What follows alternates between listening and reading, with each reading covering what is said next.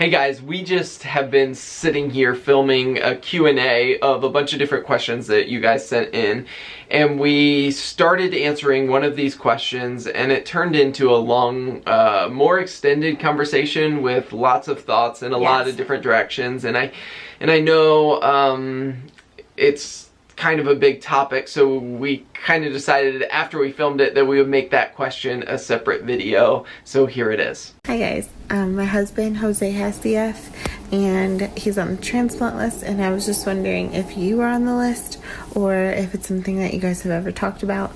Almost exactly, almost to the day, 2 years ago was the first time that my CF doctor brought up the topic of lung transplant, and that was at the end of kind of a 6-month Decline. I don't remember if it was 6 or 9 months of just lung function and overall body decline. And I saw the numbers declining, but I felt like, but my body's still strong. And so when he brought that up, it took me by surprise. We actually turned the camera on. We hadn't talked about, like, when that day comes, are we going to turn the camera on or aren't we? How are we going to process this? Yeah. If you are new to the cystic fibrosis world, so cystic fibrosis is a progressive illness disease, meaning with time our bodies decline and the infections that we're fighting take over and over and over. And specifically the lungs. Right. So in the last 30 years, lung transplantation, meaning when a donor, so somebody who has chosen to be an organ donor, when their body dies before, okay, so I don't understand like the timing, but when it's the right time, when that person, it's clear that they are dying,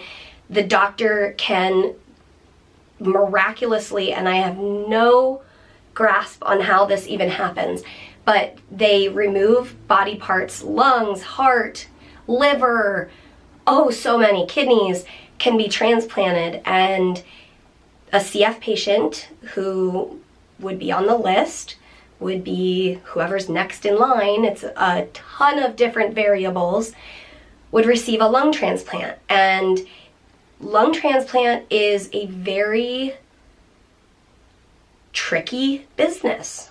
Yeah. I don't know how to say it any different than that. Some of you know that my older sister, she's 2 years older than me, she also has cystic fibrosis, and she had a lung transplant almost 8 years ago at the end of this month, which is so mind-blowing. Oh my gosh, 8 years ago. We've actually made quite a few videos on her lung transplant anniversary. I think year 4 I made a specific video, a few different years. On that day in February I pick up the camera and I kind of process, and it was obviously quite a journey for her as she was walking through the process of transplant.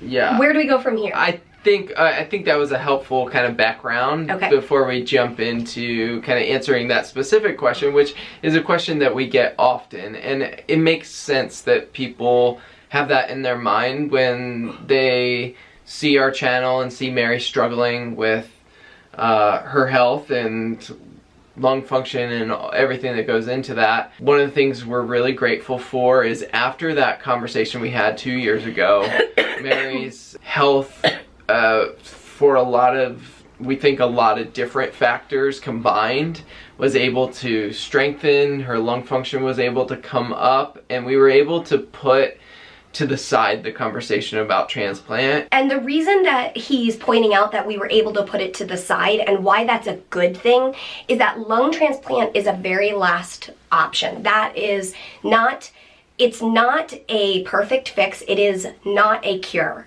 We will say it again, lung transplant is not a cure for cystic fibrosis. Yeah. It makes sense that in our minds it feels like a cure because you take out the bad lungs and put in good lungs, but there are so many details, like rejection and all of these things. So the reason that we're thankful we were able to put it to the side is that it means that we're able to delay that for a later time, and it's a tricky business. Yeah. So I think it's helpful for us to say up front that our philosophy of Mary's healthcare is to help these lungs fight as long as possible. Yeah. And there are certain parameters for being listed on the transplant list, but there's also like a question of when is that time when, you know, these we've fought long enough with these lungs, and all those questions. So specifically, Mary's not on the list for a lung transplant right now, and we're grateful to be in that place. And the reason we're grateful is that means that my body is still strong enough to fight on its own. Yeah. In the last 6 months again, so I had about 18 months where my lung function stayed stable. It didn't mean that my infections were less. I was still going on and off IV antibiotics, but my lung function was stable. And during those 18 months, nothing magical was being done. We didn't change anything from then to now, but for some reason my lung function has declined again. And as it has declined, it's been an interesting process of trying to be like honest and real with myself with like, okay, like this is where we're at. And feeling a little less scared than the first time my numbers were in this area. I don't know. It's obviously, it would take us maybe 3 hours in a video to like actually process through everything. Yeah. But that's what we try to do in the daily vlogs, is that you guys see those days where we're like, oh, the reality of not being able to breathe well hit us really hard today, and I cried big crocodile tears.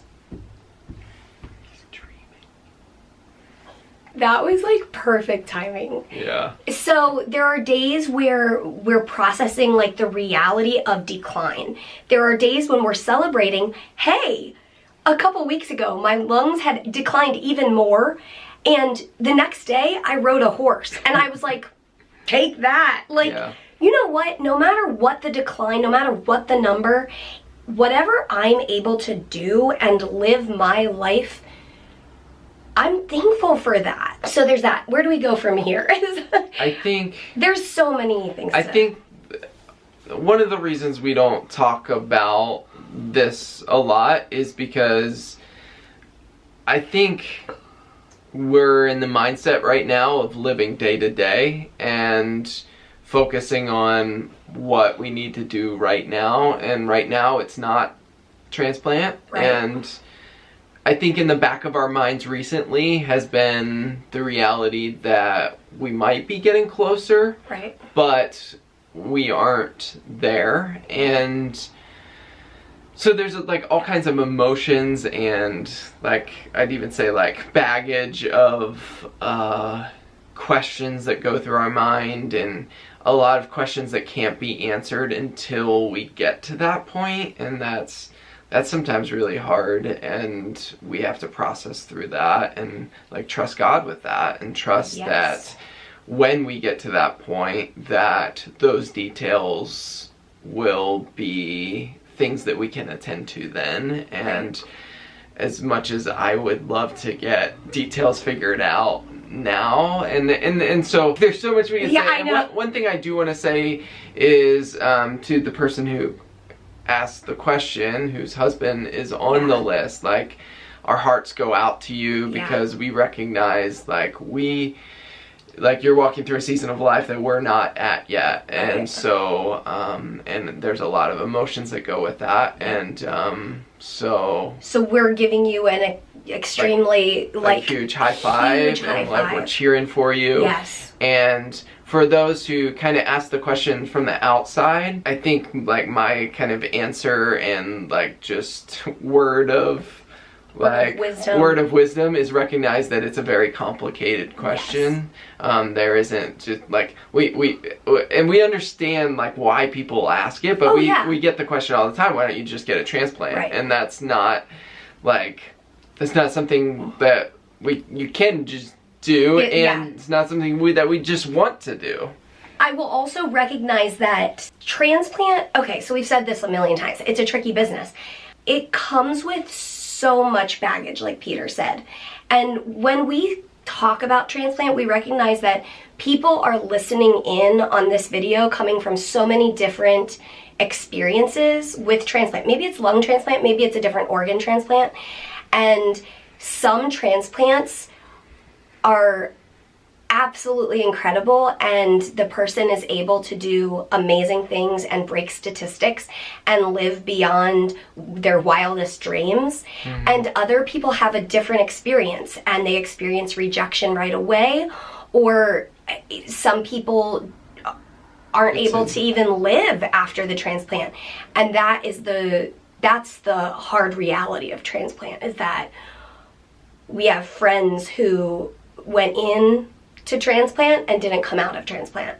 And the reality of that is that our hearts break when we think of transplant, and our hearts celebrate when we think of transplant. It's that two-piece thing where some people are experiencing great joys and victories after transplant, again, whatever organ it may be, and other people are experiencing just hard thing after hard thing.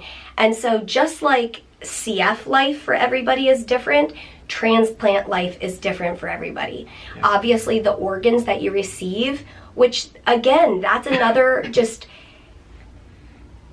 terrible, mind-blowing, like surreal, humbling reality, is that somebody passed away and they chose to donate their organs. And so that gives you a second chance at life. And just that reality in itself is something that everybody processes differently. And so if you're watching this, whatever your transplant experience has been, maybe a family member, maybe it's you, I think Peter and I come at it just kind of like, maybe wordless. Whatever your experience is, like, it's valid. Oh.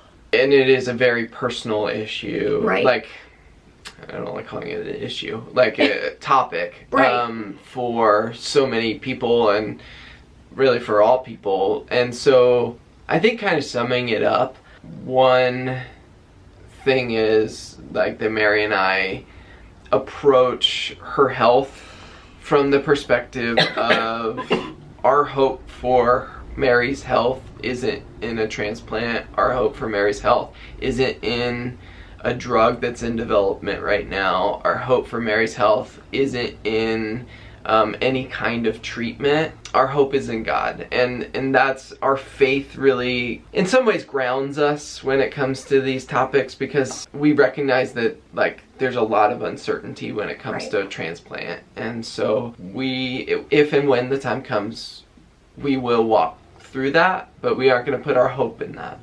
And that is a short answer to a long answer. Well, and you can also, if you're interested to kind of hear our process of the first conversation, you're welcome to eavesdrop in on that. We turned the camera on. If you Google if you go on YouTube and type in the Frey Life transplant, it'll probably be the first video that comes up. I think it's called First Transplant Conversation. So you can see that like there are real emotions that go into it, and then you have to choose to take the next step and figure out how to live. I think another reality of living with cystic fibrosis, like I said at the beginning, is it is progressive. And as hard as I'm going to use a lot of quotes right here. As hard as my journey is right now in this current state of like, you know, going on and off tricky IVs and that sort of thing, that is hard, but it is going to be harder. And for some, that is going to sound sort of pessimistic almost, but you'll have to kind of remember big picture here. I have an older sister with cystic fibrosis. I have seen it all. I mean, I've seen the process, and you can't turn off the reality part. And so the good part about me understanding like it is going to get worse, like I have to remember that, and that kind of grounds me to be like, okay, I gotta just push through this, is that it makes me really appreciate the now and okay, yeah, maybe my lung function dropped and it is really difficult to breathe while I ride a horse or whatever. Even if I can only ride for 10 minutes, like that's how I'm gonna appreciate and take advantage of what I do have right now. Does that kind of make sense? Like, yeah. I want to like absorb the now and prepare for the future, because I know that when those harder days come, when I'm not able to use, like when I'm not able to ride a horse or whatever it is, that I know that, you know what, I soaked up every ounce. And so then those days when all I can do is lay on the bed, I will soak up those days for what I can do. And pray that God will give me the grace to walk through those days. And I get a taste of that sometimes now when I'm on an antibiotic where I can't function, and I'm like, okay, this is all I've got for today, and you know, we keep on moving on. Is there anything that comes to mind to like finalize? I don't know. I think you can see by kind of where this conversation is going that how complicated and how like many related thoughts there are to the topic of transplant and to the topic of why it's a personal and like healthcare team and personal situation. That decision's gonna look different in every scenario. So like you might look at somebody else's life who maybe is got a transplant, and you're like, why doesn't Mary get a transplant? Like there's so many different pieces to every story. And so and then something we didn't mention at all is like the medical side of it.